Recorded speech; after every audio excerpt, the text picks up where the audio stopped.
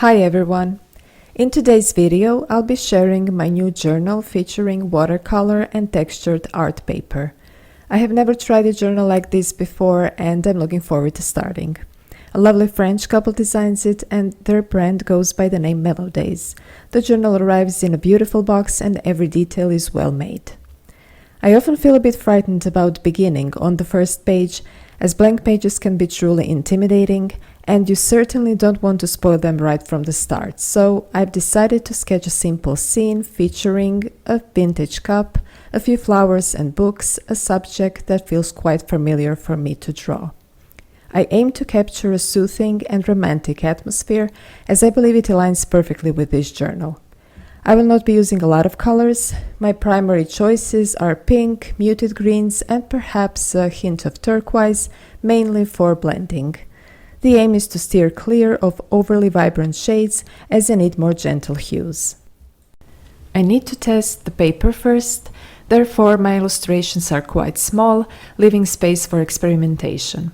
As you can see, I began by painting on dry paper, which grants me more control. Afterward, I dilute the color with water for gentle transitions. When the paper is damp, I apply additional pigment in certain areas, allowing the colors to blend and form loose decorations on the cup. It can be a bit tricky when adding colors that are too dark or opaque, as highlights can be easily lost in such a small area, and of course this happened to me as well. However, you can remedy this by using a clean dry brush to lift the color and remove excess pigment while it's still wet. I added a touch of turquoise to the sides, allowing it to blend with the pink and create a lovely gray hue.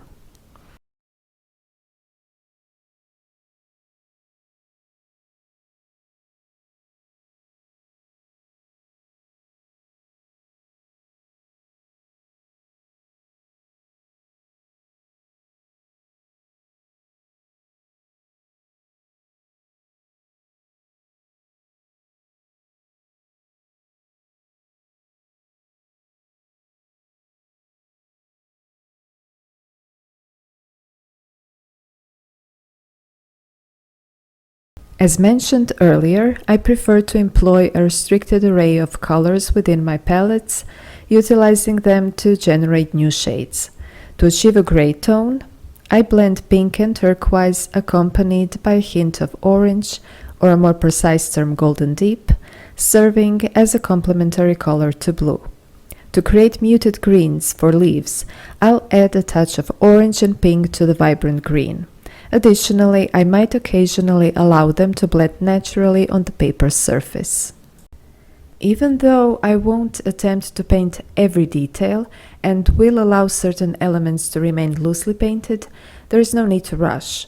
Watercolors can be skillfully controlled using these techniques, and by maintaining color transparency, you can achieve a delicate appearance. Furthermore, once it dries, you can layer a few additional light coats.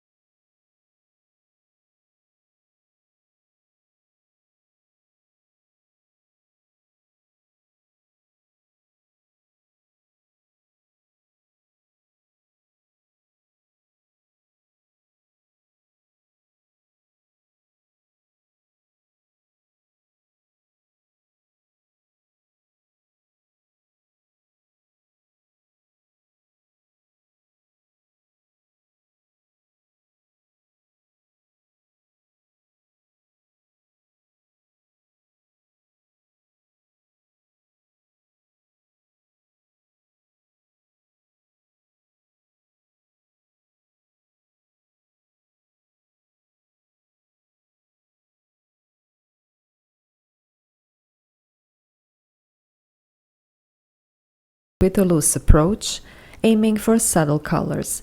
The primary focus should remain on the cup and the foreground objects. I've noticed that the paper performs well, allowing me to explore wet-on-wet techniques. Therefore, I'll delicately add colors and let them blend naturally.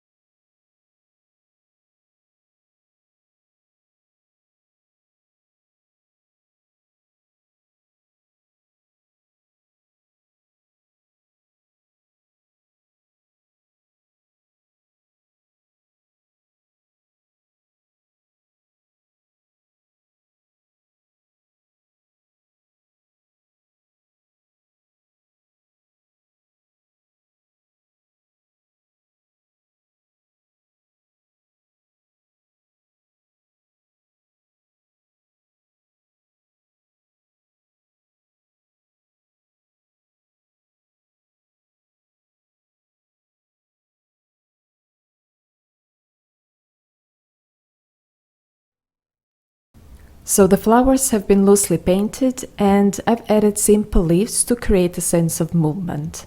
I'm generally happy with the painting's mood, and now I'll proceed to add a few finishing touches. I'll apply a thin layer of blue shade to the books to divide them a bit more from the cup. It's good that a bit warmer colors remain up front. I also added a touch of golden acrylic paint to make it more interesting.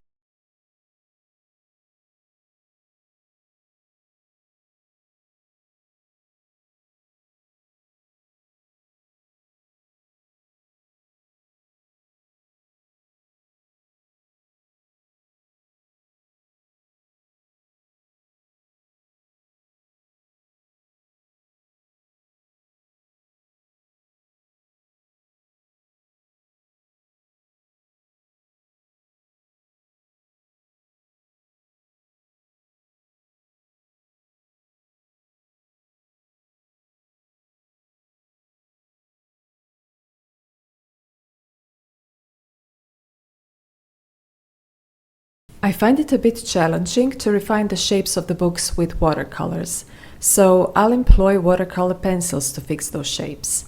I want the edges to maintain their softness, and I also plan to include subtle highlights. The paper is quite forgiving for making adjustments to small sections. Even when the paper is dry, you can still lift color using a wet, clean brush and a paper towel.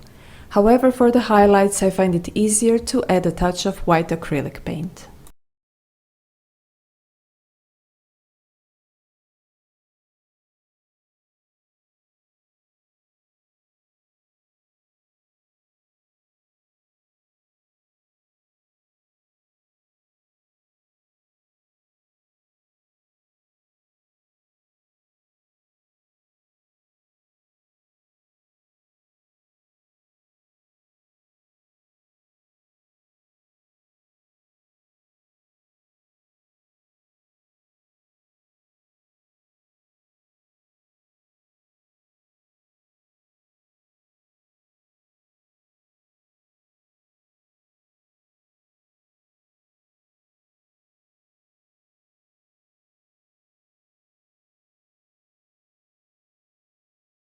I added a quote and filled my first page with small flowers. Personally, I find the paper for this bullet journal quite enjoyable to work with. Of course, if you're working with lots of wet-on-wet techniques, you should probably be careful and explore what works for you. However, for illustrations like this, it works very well. I'll show you the other side. This camera and daylight I'm filming under may not be entirely forgiving, and I feel like the paper and the colors look better in person. I do hope you like it though, and thank you all for watching. If you have any questions, feel free to ask in the comments below. I'm looking forward to filling many more pages and sharing them with you again. Until next time.